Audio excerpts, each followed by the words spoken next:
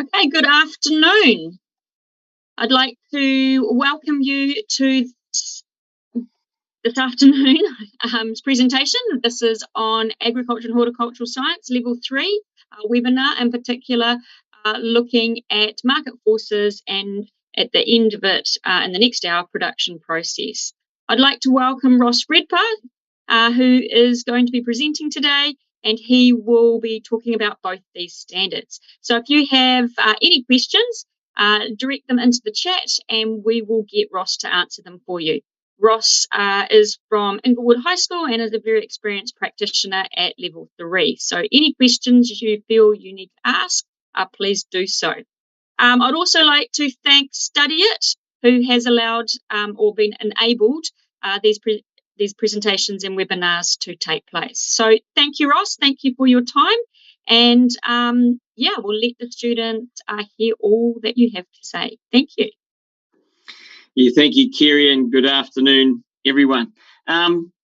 So this, I guess, is the second edition of these webinars, and some of what I'm going to say is a repeat of some of the messages that were on last year's webinar, which are, as far as I'm aware, still available. And so in some instances, I might refer back to what was said last year and what is available on that last year one and take a slightly different tack, but essentially the same messages will still apply. And yes, this first session is on the 3.3 market forces standard. 3 o'clock we will bounce and focus more on the 3.4, and whilst there are some commonalities between the two, I do want to emphasize some of the key differences between the two standards and indeed the way that they are assessed. Because at the end of the day, these are external assessments, and we need to make sure that what we know and understand can be packaged into the sort of format that we expect the assessment to take. So I'm going to bounce onto my screen and we will move through that. And as Kerry has said, if there are queries or questions, please bounce them in and we can look at those as we go. So we had a couple of technical problems just before, so hopefully this will indeed behave itself.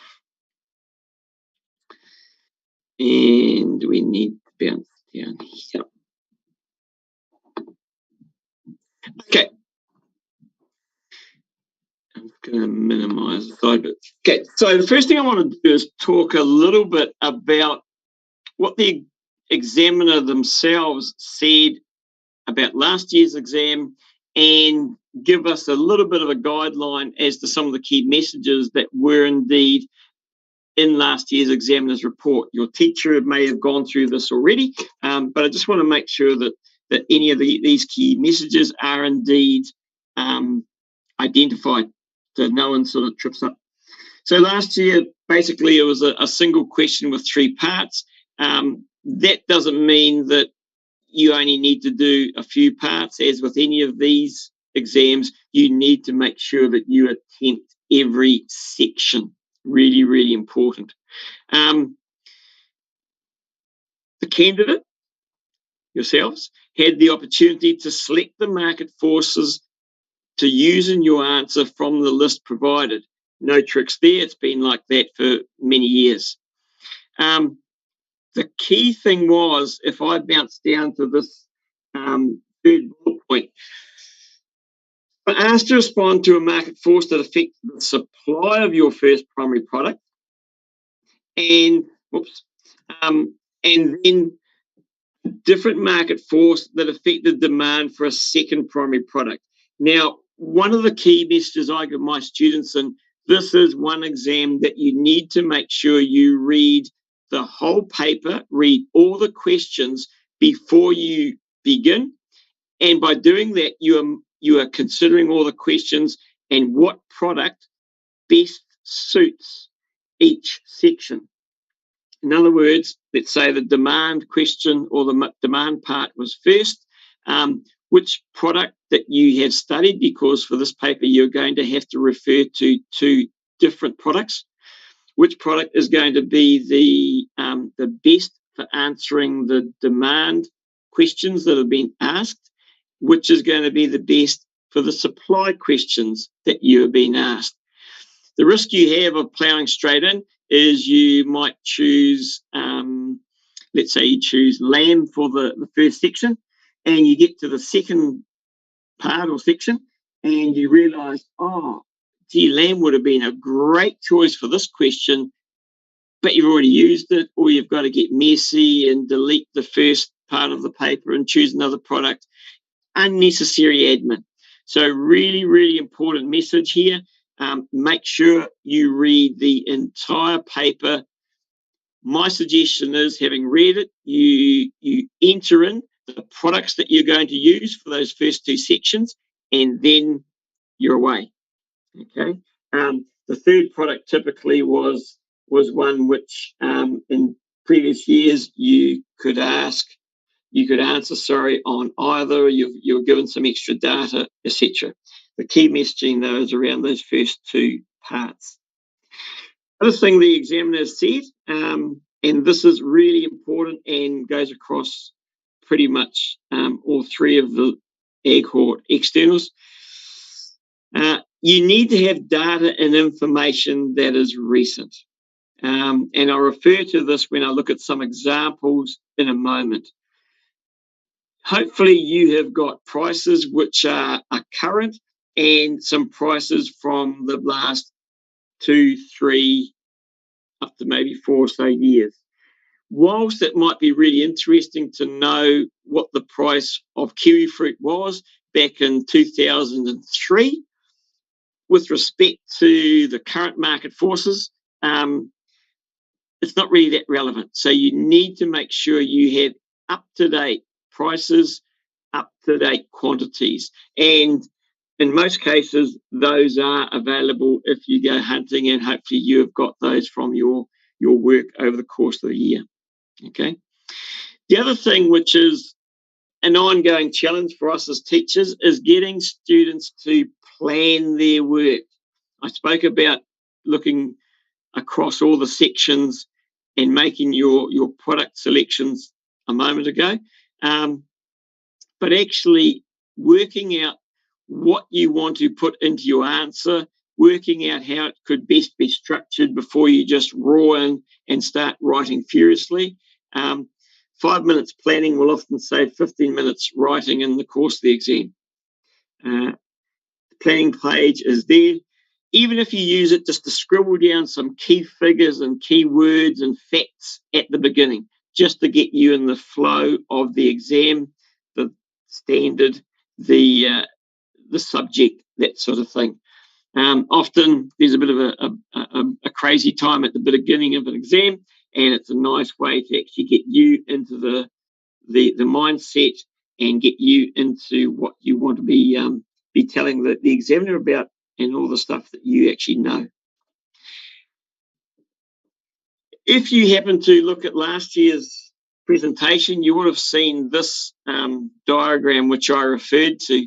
The market forces section in many ways is this top pale blue button, and the price and quantity things that fly from it. Okay, the idea that there are marketplaces where the products that are being produced are wanted. There are consumers looking to purchase them, but there are factors which affect the producer's ability to supply that market, and there are factors that affect the consumer or the market's ability to demand it. And many of those start with price. And so this is really a standard where the price of the product is a key part of you articulating and explaining your understanding of these market forces. Okay, because quite often price is embedded within your explanation or your answer. Quantity, we'll talk about that as well. particularly in respect of supply, because that is often the way that we articulate an increase or decrease of supply. In actual fact, you are by and large tending to talk about an increase in the quantity being supplied or a decrease in the quantity being supplied. There are other measures of supply, but quantity is often the first one we go to. And I guess following on from that, understanding what supply and demand actually looks like in reality. As I said, supply, we'll often talk about it in terms of quantity and then perhaps the timing of supply. If we think of this time of the year, we are starting to get the supply of strawberries coming on stream, which is very much a seasonal product. On the other hand, with storage and year-round production, the supply of many other products, potatoes by way of an example, is more consistent throughout the year.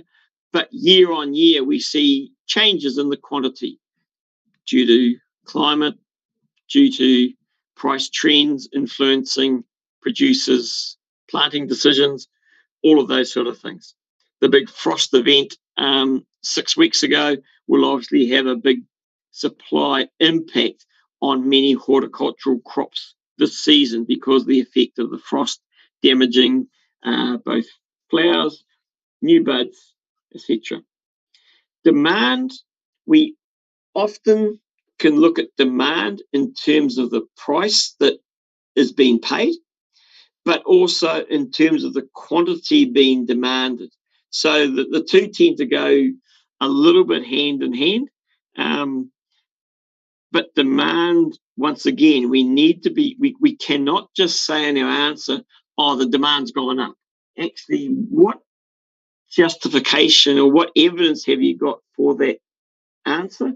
The demand has gone up because the market is now consuming X tons, or the price being paid has gone up to this compared to what it was perhaps last year. We'll look at some examples of that later.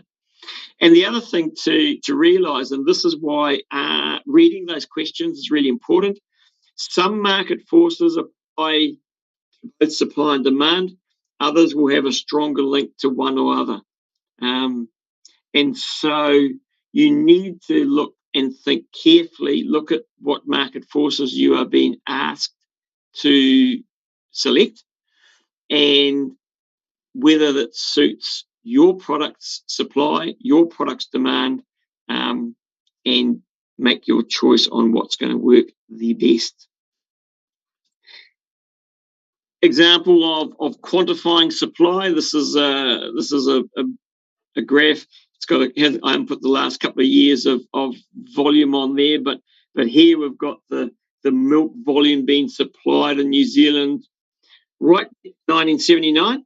I wouldn't use that in an answer, but I would be wanting to know from my students what has been happening with milk supply over these last few years, and then why has it been occurring.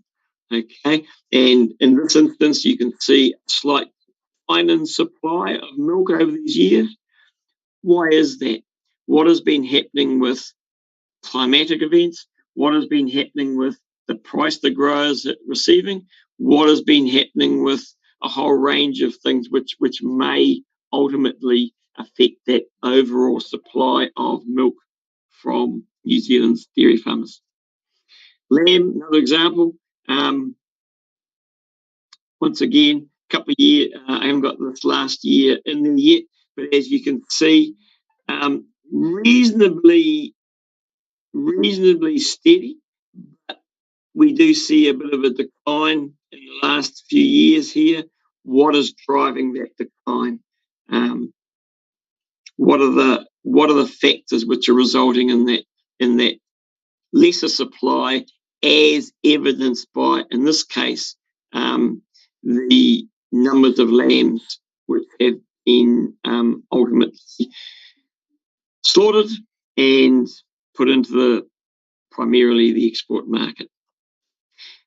Another example,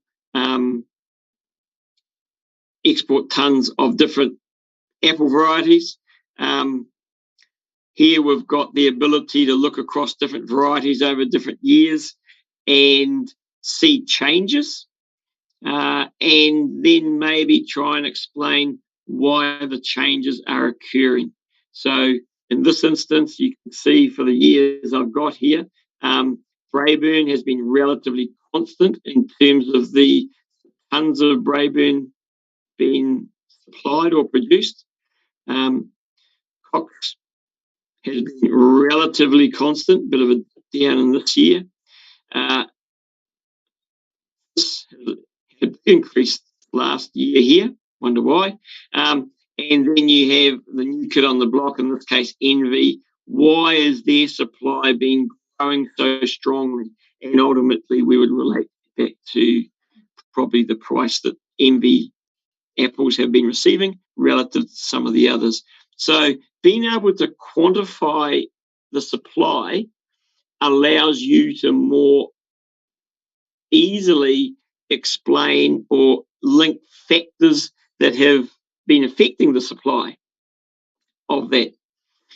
If we bounce to demand, as I said before, demand, we often most easily articulate it as the price. In this case, this is the works or the schedule price.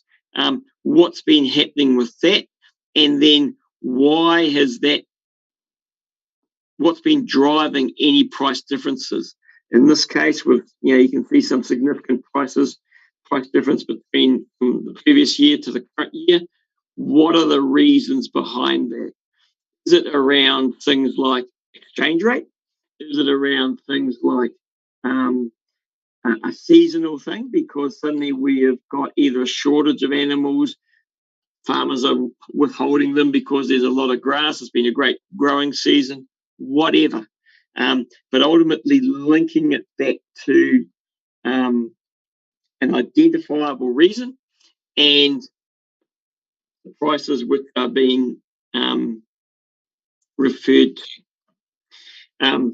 Similar example with lamb. Once again, I wouldn't be referring to it way back 2012 and 13. I would be looking at recent ones. Okay. With something like lamb, obviously we've got a real seasonality here. We know that prices tend to peak mid to late spring. They tend to be at lowest due to the seasonal aspect of lamb production, that's lowest in mid to late autumn. But we know that those peaks change, is where things like exchange rates and other such like tend to have an influence on the actual price which is being paid as a measure of demand. I just want to talk briefly about exchange rates, because that is something which will often be referred to in this particular standard. And a level 3 student should be able to, hopefully, if it's relevant, refer to the exchange rate changes that have occurred in the recent past. So this morning, literally, I went on and I got the exchange rate, the New Zealand exchange rate relative to the US dollar. And we can see over the last, in this case, over the last year, it has gone from just over 70 cents US to the New Zealand dollar down to at the end of, start of October, it was down around 55, 56 cents. That'll be having that'll tend to be having an effect on the returns that growers are receiving for their exported lamb, their exported beef, any of their exported products. And so rather than say, oh yeah, the scheduled price of beef has increased from $5.60 last year up to $6.60 at the moment because of the exchange rate, you actually put into that statement the fact that the exchange rate has decreased from about 71 cents last year to, at the moment, just under 60 cents. And that, without going into those mechanics of the effective exchange rate on scheduled prices, that actually puts the detail about the market force into the statement. And that is really what we are looking for at a merit level answer. You need to get that detail in, as opposed to a general statement saying, oh yeah, the exchange rate's gone down, therefore the scheduled price has gone up. Actually, level 3, you need to just tie in some actual data and detail into that statement. As you can see, we once again pulled this out this morning from the most recent Farmers Weekly, and whilst we're talking here, obviously, export steers, these are. There's, last year they were around 660, thereabouts. This year, same time of the year, although they haven't got October down on the axis down here, it is significantly higher. It might not just be due to exchange rate. There might be other factors which are in play, and there most certainly will be, but we can actually make a clear link between an exchange rate change and a scheduled price change in this instance. So, what are these market forces in general? And I've got them all listed here, and I don't really want to go over the whole lot, but I want to just refer to a few of them and a couple of bits with respect to them. Seasonality applies particularly to supply in a number of products, and if you think of even probably the most acute example is something like roses on Valentine's Day. Okay, there's a massive demand for roses on Valentine's Day, and growers really target their production to meet that demand. The quantity available is really supply anyway, so you wouldn't tend to use that in a supply-based question. It might be referred to in the demand, in the fact that when there's not much available, like strawberries at the start of the season, the quantity available is very, very low. Growers might only be picking, the equivalent of 10% of their peak production. Correspondingly, the price is pretty high at the moment. Last time I looked in the supermarket. Quality requirements. Obviously, you can relate those back to both prices, but also supply, because a lot of products have quality standards, and if you don't meet those standards, then that produce is not even released for supply. It's dumped. And so quality requirements can actually be quite important in determining the total quantity which is able to be supplied to the market, to the consumer, for export or whatever. Case in point, the kiwi fruit season last year, they had a lot of problems with soft fruit, which is going to result in a lot of produce being dumped.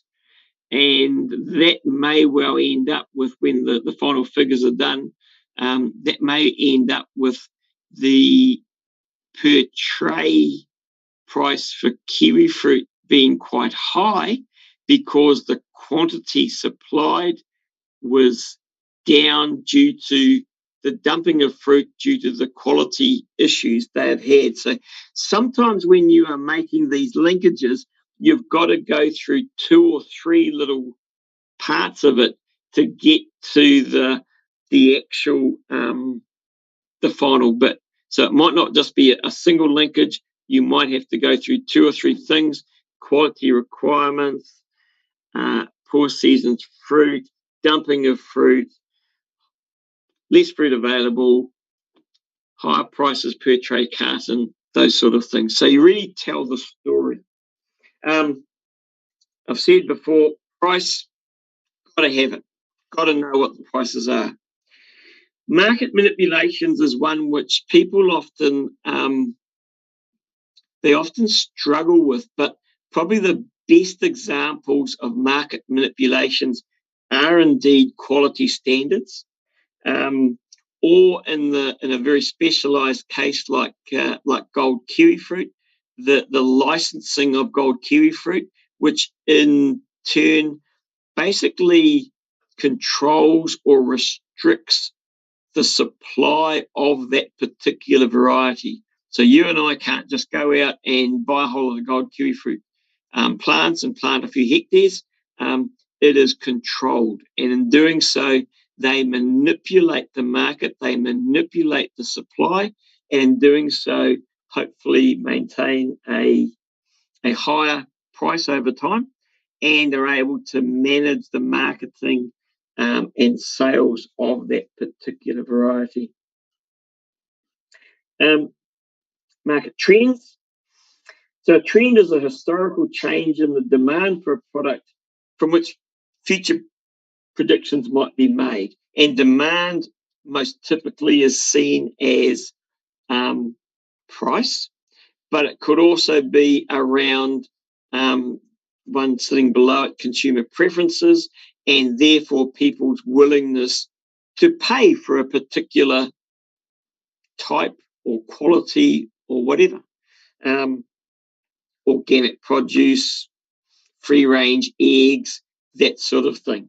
And so when you look at it, market trends, you are looking at it over a time period. But once again, don't go back to 1970. Look at it over the last 3 to 5 years to get some relevant trends that you can then discuss. Also in the standard are market forces like phytosanitary regulations, which is your sort of the issues around pests and diseases going from country to country. These are often applied as a political intervention because it is a government saying, no, we were not going to allow the import of honey into New Zealand due to risk of diseases being carried with that honey, things like that. So it is usually an example, or it's an example of a political intervention, and it can also work the other way, where we cannot export certain products to certain countries because of their own regulations. Those products therefore have to be consumed within New Zealand, and there are some interesting issues there. If that applied, for example, to our lamb production, if suddenly we were unable to export our lamb overseas, let's say, perish the thought, we got foot and mouth and all export markets were shut to us, then suddenly the supply of lamb onto the New Zealand market would be rather large, and I suspect lamb chops would be rather cheap to purchase because we would have to be, farmers couldn't keep them, we'd have to get rid of them.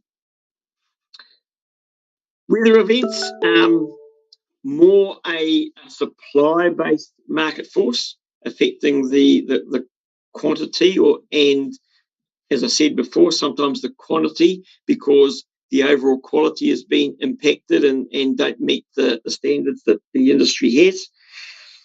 Production costs I want to just also touch on, because we've got to remember most producers are price takers. They don't set the price, they have to absorb price or cost increases rather than pass them on directly. And so over time, those costs are going to perhaps cause changes in the way that the farmer produces their particular produce. And we could see an example of that perhaps in the growth of self-shedding sheep breeds like Woolshire, because of the cost of shearing and the fact we get very little for the wool. So market forces are these things which, one way or another, we can link to either the demand for the product, as typically seen as price or quantity, or the supply of the product.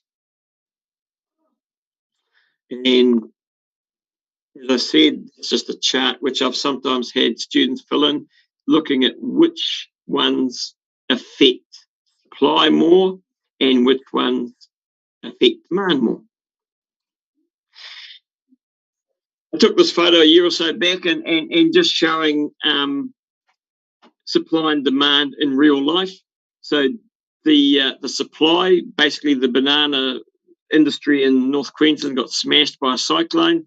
Supply was very, very curtailed. They can't actually import bananas into Australia for risk of phytosanitary reasons and disease. And so therefore the price that they were able to ask for bananas absolutely skyrocketed.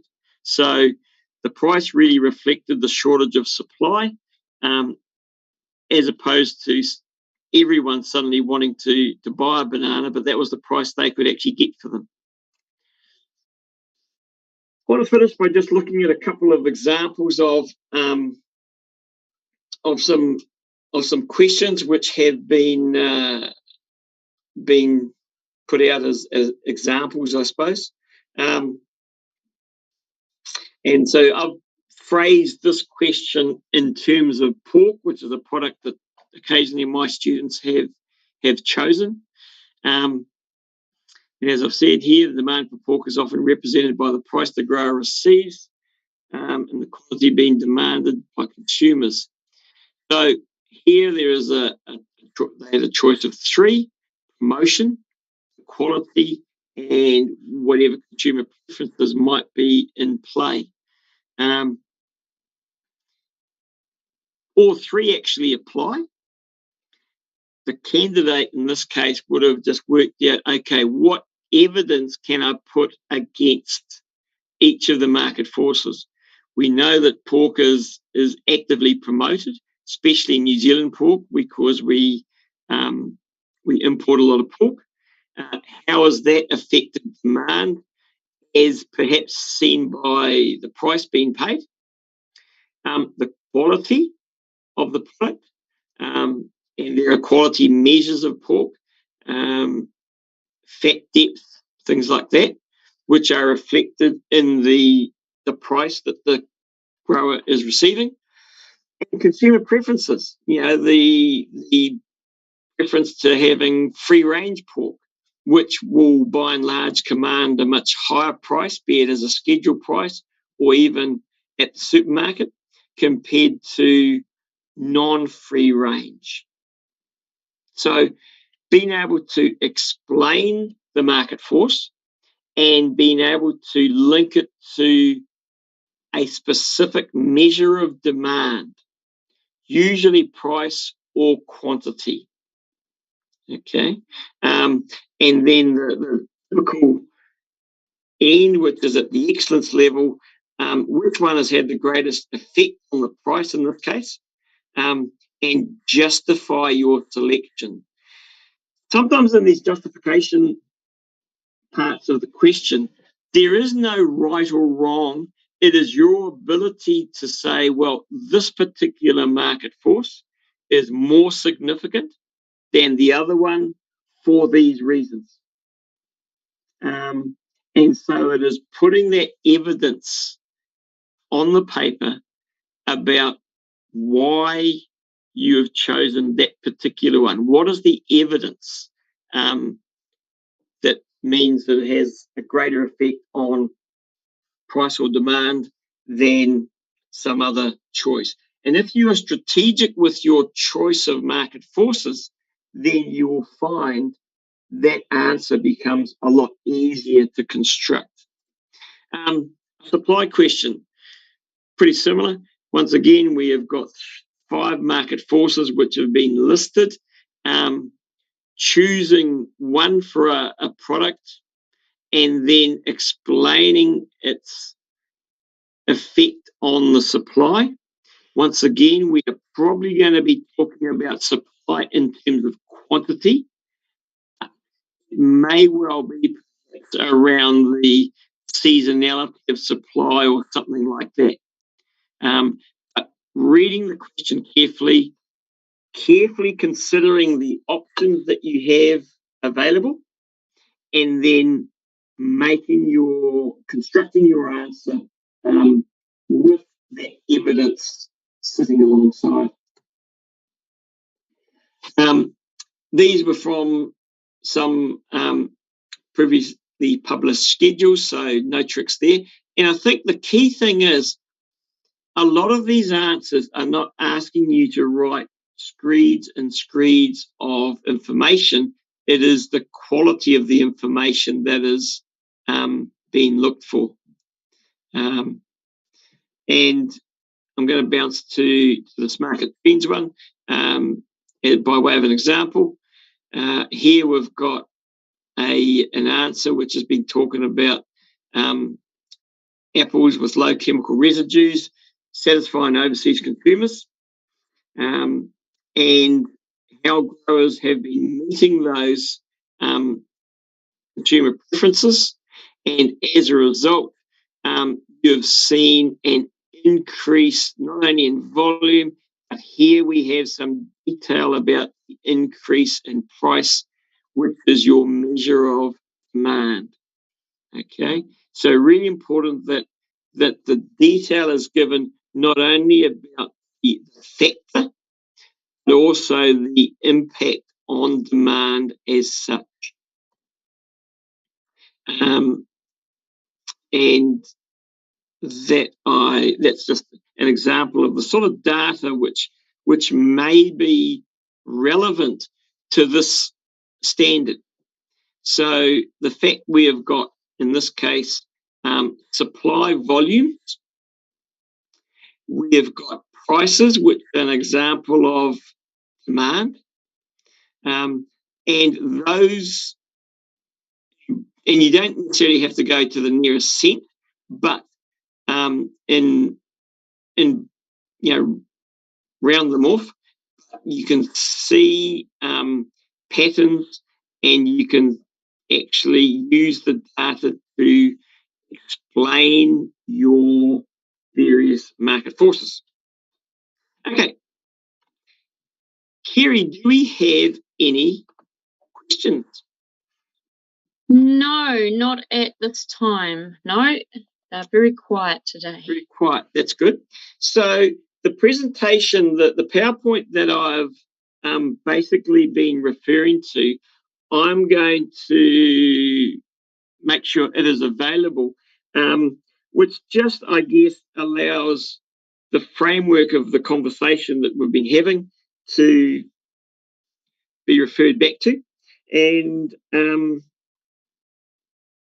if there are no other questions, I'm going to sign off. And for those of you who are joining us for the 3.4 webinar, that will begin in about 10 minutes. Thank you for your time. All right, well, thank you very much, Ross. That was great. Hopefully the students got a lot out of that and provided them with those little, tips and things that could improve their examination grade. So once again, thank you very much for your time and your effort that's gone into your presentation. So thank you. And I'd like to also thank you, Studiers, again, just thank them for their support enabling these presentations to take place. Excellent. Oh, well, we'll see you shortly at the next one on production process.